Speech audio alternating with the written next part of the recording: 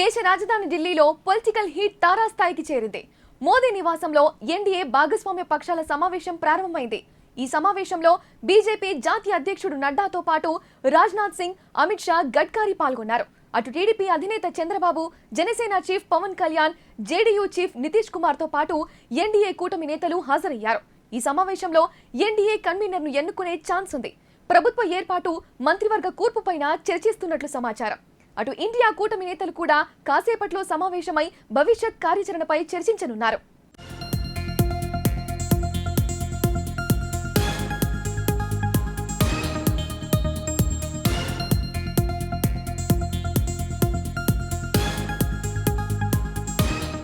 Breaking కు సంబంధించిన మరింత సమాచారం మా ప్రతినిధి బాబురావు అందిస్తారు.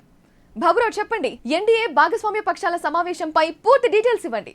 తేజస్వి, ఎన్డీఏ కూటమి నేతలంతా ఢిల్లీలోని నరేంద్ర మోడీ నివాసంలో అటెండ్ అయ్యారు, హాజరయ్యారు. వీళ్ళంతా రాబోయే ప్రధానమంత్రిని ఎన్నుకునే ప్రయత్నంలో భాగంగా వీళ్ళంతా ఒక మీటింగ్ ఏర్పాటు చేసుకున్నారు. దీనికి సంబంధించి చూసుకున్నట్లయితే మూడోసారి కూడా అధికారంలో బీజేపీ వస్తుందని చెప్పేసి చాలామంది భావించారు. ఆ మేరకు బీజేపీ కూడా ఎన్నికల ముందు ప్రచారం చేసుకుంది. ఎగ్జిట్ పోల్స్ కూడా మరోసారి బీజేపీ అధికారంలోకి వస్తుందని, చాలా బలమైనటువంటి మెజారిటీతో వస్తుందని చెప్పేసి ఎగ్జిట్ పోల్స్ కూడా అంచనా వేసినప్పటికీ కూడా అది నిజం కాలేదు. దేశ ప్రజలు ఒక భిన్నమైనటువంటి తీర్పుని ఈసారి ఇవ్వడం జరిగింది. దీంతో మరొకసారి అధికారం చేపట్టాలనుకున్నటువంటి బీజేపీ ఆశలకు గండిపడింది. అయినప్పటికీ కూడా ఆ పార్టీ సొంతంగా 240 సీట్ల వరకు సాధించుకోగలిగింది. దీంతో ఎన్డీఏ కూటమిలోని నేతలందరితో కలిపి ఒక కీలకమైనటువంటి సమావేశాన్ని ఏర్పాటు చేసింది. ఈ సమావేశానికి ప్రధానంగా బీజేపీ నుంచి రాజ్నాథ్ సింగ్, నడ్డా, బీజేపీ జాతీయ అధ్యక్షుడు నడ్డాతో పాటు మంత్రి గడ్కరీ కూడా హాజరయ్యారు. అది నరేంద్ర మోడీ నివాసంలో ప్రస్తుతం మీటింగ్ జరుగుతుంది. దీనికి ఆంధ్రప్రదేశ్ నుంచి ఏదైతే ఎన్డీఏ భాగస్వామి కూటమిలో భాగస్వామి పక్షంలో ఉన్నారో చంద్రబాబు నాయుడుతో పాటు అలాగే బీహార్ నుంచి నితీష్ కుమార్ కూడా ఈ మీటింగ్లో అటెండ్ అయ్యారు. అయితే చూసుకున్నట్లయితే ఖచ్చితంగా ఈ సమావేశంలో ఒక కీలకమైనటువంటి నిర్ణయాలు జరిగే అవకాశం ఉంది. చూసుకున్నట్లయితే బీజేపీకి స్పష్టమైనటువంటి మెజారిటీ రాని నేపథ్యంలో ఇప్పుడు ఆంధ్రప్రదేశ్లో 16 సీట్లు గెలుచుకున్నటువంటి చంద్రబాబు నాయుడు, బీహార్లో 14 సీట్లు గెలుచుకున్నటువంటి నితీష్ కుమార్ చాలా కీలకంగా కాబోతున్నారు. కాబట్టి ఈ ఇద్దరు నేతలకు సంబంధించినటువంటి డిమాండ్స్ కూడా ఈ ఎన్డీఏ కూటమి సమావేశంలో ఉండే అవకాశం ఉంది. వీళ్ళిద్దరి డిమాండ్స్ని బట్టి కూడా వాళ్ళ మద్దతు ఉంటుందా లేదా అనేది కూడా మనకు క్లారిటీ వచ్చే అవకాశం ఉంది. చూస్తే ఇటు చంద్రబాబు నాయుడుతో వైపు నుంచి 16 సీట్లతో పాటు ఇటు ఆయన భాగస్వామిగా ఉన్నటువంటి పవన్ కళ్యాణ్ మరో 2 సీట్లు గెలుచుకున్నారు. పవన్ కళ్యాణ్ ఆల్రెడీ బీజేపీతో మొదటి నుంచి జర్నీ చేస్తున్నారు కాబట్టి ఖచ్చితంగా ఆ 2 సీట్లు బీజేపీకి మద్దతుగానే ఉంటాయి. ఇప్పుడున్నటువంటి 16, 14 మొత్తం 30 సీట్లు ఖచ్చితంగా బీజేపీకి మోస్ట్ వాంటెడ్ అని చెప్పాలి. దీంతో ఇప్పుడు అటు నితీష్ కుమార్ కావచ్చు, ఇటు చంద్రబాబు కావచ్చు, ఖచ్చితంగా వీళ్ళ డిమాండ్స్ ఏవైతే ఉన్నాయో, రాష్ట్ర ప్రయోజనాల దృష్ట్యా వీళ్ళ డిమాండ్స్ ఏవైతే ఉన్నాయో అవన్నీ కూడా ఈ కూటమి సమావేశంలో వినిపించే అవకాశం ఉంది. అలాగే మంత్రి పదవులకు సంబంధించి కూడా కూటమిలో ఉన్నటువంటి మిగతా భాగస్వామ్యులకు కూడా మంత్రి పదవులు, ఎలాంటి మంత్రి పదవులు తీసుకోవాలి, దేశంలో ఉన్నటువంటి భాగస్వామ్య పక్షిగా ప్రభుత్వంలో అధికారంలో ఉన్నటువంటి బీజేపీతో పాటు వీళ్ళు మద్దతిస్తున్నటువంటి కూటమిలోని మిగతా నేతలకు ఎలాంటి మంత్రి పదవులు తీసుకోవాలనేటువంటి అంశాలు కూడా చర్చకు వచ్చే అవకాశం ఉంది. ఇలాగే ప్రస్తుతం ఏదైతే ఆంధ్రప్రదేశ్ సంబంధించి చూసుకున్నట్లయితే ఆర్థికంగా చాలా వెనకబడిపోయిందని చెప్పుకుంటున్నారు. రాష్ట్రం విడిపోయిన తర్వాత ఆ రాష్ట్రం ఆశించినంత స్థాయిలో అభివృద్ధి చెందలేదు. ఆ కారణంగానే ఇప్పుడు దానికి సంబంధించి ఒక స్పెషల్ స్టేటస్ను కూడా చంద్రబాబు నాయుడు డిమాండ్ చేసే అవకాశం ఉంది. గతంలో స్పెషల్ స్టేటస్ అంశం గురించి ప్రస్తావనకు వచ్చినప్పుడు 10 ఏళ్లుగా అధికారంలో ఉన్నటువంటి బీజేపీ స్పెషల్ స్టేటస్ అంశాన్ని దాటవేస్తూ వస్తుంది. ఒక దశలో అసలు ఏం చేసుకుంటారన్నట్టు కూడా మాట్లాడినటువంటి సందర్భాలు మనం చూసాం.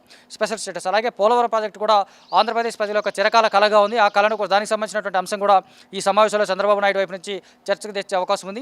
మంత్రి పదవులకు సంబంధించి ఒక స్పష్టమైనటువంటి హామీ తీసుకోవాలనే అవకాశం ఉంది.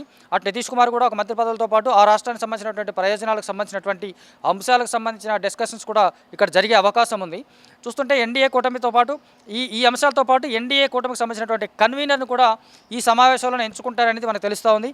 అంటే ఈ మొత్తాన్ని లీడ్ చేసే ఒక లీడర్ కూడా ఖచ్చితంగా కావాలి. కాబట్టి ఎన్డీఏ కన్వీనర్ను కూడా ఈ మీటింగ్లోనే సెలెక్ట్ చేసుకుంటారని తెలుస్తుంది. అయితే ఒక కీలకమైనటువంటి అంశం ఏంటంటే ఇక్కడ ఏదైతే చంద్రబాబు నాయుడు కానీ నితీష్ కుమార్ కానీ వీళ్ళ డిమాండ్స్ని వినిపిస్తారో ఆ డిమాండ్స్కి బీజేపీ తలొగ్గితేనే ఖచ్చితంగా వీళ్ళిద్దరు ఎన్డీఏ కూటమితో కలిసి ముందుకు వెళ్తారు. అంచేత ఈ అవకాశం ఏమాత్రం లేకపోయినప్పటికీ కూడా రెడీగా ఉండాలని చెప్పేసి అటు ఎన్డీఏ కూటమి కూడా దీనికి సంబంధించినటువంటి మంతనాలు సాగిస్తూ ఉంది. గతంలో చంద్రబాబు కానీ నితీష్ కానీ కాంగ్రెస్తో కలిసి పనిచేశారు, ఇటు బీజేపీతో కూడా కొంతకాలం కలిసి పనిచేసినటువంటి అనుభవం ఉంది. సో మరొకసారి కాంగ్రెస్ నేతలంతా కూడా చంద్రబాబు నాయుడుతో ఆల్రెడీ టచ్లోకి వెళ్ళారు. నిన్నటి నుంచే ఆ టచ్లోకి వెళ్ళిన అంశం కూడా మనం రెగ్యులర్గా వార్తల్లో చూస్తూ ఉన్నాం. అయితే చంద్రబాబు నాయుడు ఆల్రెడీ ప్రస్తుతం పవన్ కళ్యాణ్తో కలిసి ఎన్డీఏ కూటమిలో ఉన్నాడు కాబట్టి ముందుగా ఎన్డీఏ కూటమి భాగస్వామ్య మీటింగ్కి వెళ్ళడం అనేది పెద్ద విశేషమేం కాదు. కాకపోతే అక్కడ వినిపించేటువంటి డిమాండ్స్ కానీ అక్కడ అతను చెప్పేటువంటి అంశాలు కానీ ఒక స్పష్టమైన క్లారిటీ వస్తే తప్ప డైరెక్ట్గా మద్దతు ఇవ్వడం అనేది ఉండదు. అందుచేత అలాగనే ఒకవేళ మద్దతు అట్నుంచి ఒక క్లారిటీ లేకపోయినా ఇమీడియట్గా మేము మద్దతు ఇవ్వని చెప్పే పరిస్థితి కూడా ఉండదు కాబట్టి కొంత టైం తీసుకునే అవకాశం ఉంది. ఆ టైంని ఇండియా కూటమి వినియోగించుకునే అవకాశం ఉందని కూడా మనకు తెలుస్తోంది. తేజస్వి మరోవైపు చూస్తే ఇటు నితీష్ కుమార్ కూడా ఇండియా కూటమి వైపు ఆలోచన చేస్తున్నారని కూడా మనకి ముందు నుంచి వినిపిస్తోంది. నిజానికి ఈ రెండు పార్టీల యొక్క మద్దతు ఖచ్చితంగా ఇప్పుడు ఇండియా కూటమి కూడా బలంగా కోరుకుంటా ఉంది. ఇండియా కూటమి కొంత వీక్గా ఉంది. దానికి వీళ్ళిద్దరు కూడా మద్దతు అయితే కనుక ఇటు మైనస్ అటు ప్లస్ అవుతుంటే డబుల్ ప్లస్ అవుతుంటుంది ఒక రకంగా. అంచేత ఇండియా కూటమి కూడా ఈ ఇద్దరు నేతల కోసం ఎదురు చూస్తూ ఉంది. వీళ్ళతో ఆల్రెడీ కొంతమంది టచ్లోకి వెళ్ళారు. గతంలో వీళ్ళకు ఉన్నటువంటి పరిచయాలను గుర్తు చేస్తూ ఉన్నారు. కాంగ్రెస్తో కలిసి పనిచేయడం వల్ల వచ్చేటువంటి లాభాలు, దేశానికి ఎలాంటి ప్రయోజనం ఉంటుందనే అంశాలను గుర్తు చేస్తూ ఉన్నారు. ఇది చంద్రబాబు కూడా గతంలో కాంగ్రెస్తో కలిసి పనిచేసిన అనుభవం ఉంది. దాంతోపాటు ఇప్పుడు ఏదైతే కీలకమైనటువంటి పరిణామం ఇది చంద్రబాబు నాయుడు కూడా ఒక రకమైనటువంటి ఒక పెద్ద అవకాశంగా కూడా విశ్లేషకులు చెప్తా ఉన్నారు. ఎందుకంటే ఇప్పుడు ఇండియా కూటమికి వీళ్ళ అవసరం చాలా ఎక్కువగా ఉంది కాబట్టి వీళ్ళు ఎలాంటి డిమాండ్స్ చేసినప్పటికీ కూడా ఇండియా కూటమి తలంచాల్సినటువంటి సిచ్యుయేషన్లో ఉంది. సో అవసరమైతే ప్రధానమంత్రి పదవి అడిగినప్పటికీ కూడా వచ్చే అవకాశం ఉందన్నటువంటి వాదనలు కూడా వినిపిస్తా ఉన్నాయి. ఎందుకంటే తెలుగుదేశం పార్టీ రెండో అతిపెద్ద పార్టీగా, అత్యధిక సీట్లు గెలుచుకున్న రెండో అతిపెద్ద పార్టీగా తెలుగుదేశం పార్టీ కనిపిస్తూ ఉంది. అంచేత ఆ పార్టీ యొక్క మద్దతు ఉంటే ఖచ్చితంగా వాళ్ళ డిమాండ్స్ అన్నీ కాంగ్రెస్ ఇండియా కూటమిలో ఖచ్చితంగా వాళ్ళ డిమాండ్స్ అన్నిటికి కూడా ఒక సానుకూలమైనటువంటి స్పందన ఇమీడియట్గా వచ్చే అవకాశం ఉంటుంది అనేది కూడా మనకు తెలుస్తోంది. ఆ మేరకు ఇండియా కూటమి నేతలు కూడా ఈ ఇద్దరు నాయకులతో ఒక మీటింగ్ ఏర్పాటు చేసుకోవడానికి ప్రయత్నం చేస్తూ ఉన్నారు. అంచేత ఇప్పుడు ఎన్డీఏ కూటమిలో జరిగేటువంటి సమావేశానికి సంబంధించి పూర్తి స్థాయిలో ఒక రిజల్ట్ వస్తుంది, పూర్తి స్థాయిలో ఒక అనౌన్స్మెంట్ వస్తుంది. ఇమీడియట్గా భావించాల్సిన అవసరం లేదేమో. ఒకవేళ భావించాల్సి వచ్చి ఒకవేళ పూర్తి స్థాయి అనౌన్స్మెంట్ వస్తే కనుక ఇక ప్రధానమంత్రి పదవి రేసులో ఉన్నటువంటి లేదా ప్రధానమంత్రి పదవిని ఆశిస్తున్నటువంటి బీజేపీని గద్దెదించాలన్నటువంటి ఇండియా కూటమి ఆశలు కూడా గల్లంతైనట్టే. ఆల్మోస్ట్ ఈరోజు ఈ మరికొన్ని గంటల్లో మనకు ఆ విషయం కూడా తెలిసిపోతుంది. కాకపోతే ఎన్డీఏ కూటమిలో జరిగేటువంటి అంశాలు ఏవైతే వస్తున్నాయో చర్చలోకి ఏ అంశాలు వస్తున్నాయి, అందులో ఉన్నటువంటి ప్రాధాన్యత అంశాలు ఏంటి, వీళ్ళ అధికార భాగస్వామ్య పక్షాలకి ఎన్డీఏ కూటమి ఇచ్చేటువంటి హామీలు ఏంటి అనే దాని మీదనే ఒక నిర్ణయం తీసుకునే అవకాశం ఉంటుంది. కాబట్టి దీన్ని బట్టి చూసుకుంటే ఒకవేళ ఈరోజు నితీష్ కుమార్ కానీ చంద్రబాబు నాయుడు అడిగినటువంటి అన్ని డిమాండ్స్కి ఎన్డీఏ కూటమి ఓకే చెప్తే కనుక ఆల్మోస్ట్ ఈరోజే ఈ అంశానికి తెరపడే అవకాశం కూడా ఉంది. తేజస్వి.